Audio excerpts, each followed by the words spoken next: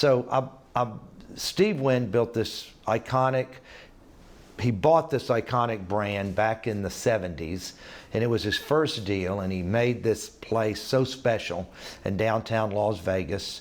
And I can remember going there when I was in my 20s and just looking at what Steve Wynn had created. But he recreated a brand.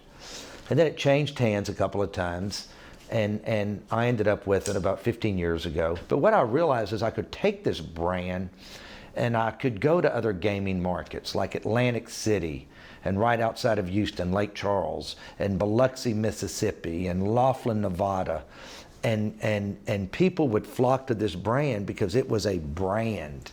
Yeah, so what makes it a brand? That's what I want to know. Well, it's because in the consumer's eyes, it's a well-known brand all over the world, that when you came to Vegas, you went and visited the Golden Nugget. Yeah. Well, when I think of Golden Nugget, and I'm not this connoisseur of casinos, but I just think of like Frank Sinatra.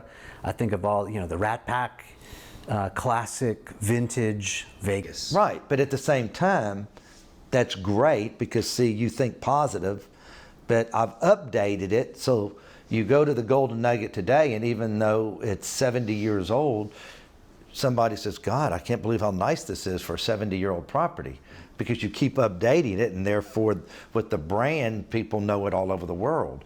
So then when I go to an Atlantic City and you have the Golden Nugget brand and you start the internet gaming, and people are on their phone or on their computer betting gaming, and these other ones are just companies, and they say, you know what, that's a brand, the Golden Nugget, so I know that I'm safe to bet money with them because that's a brand. It's not just some name.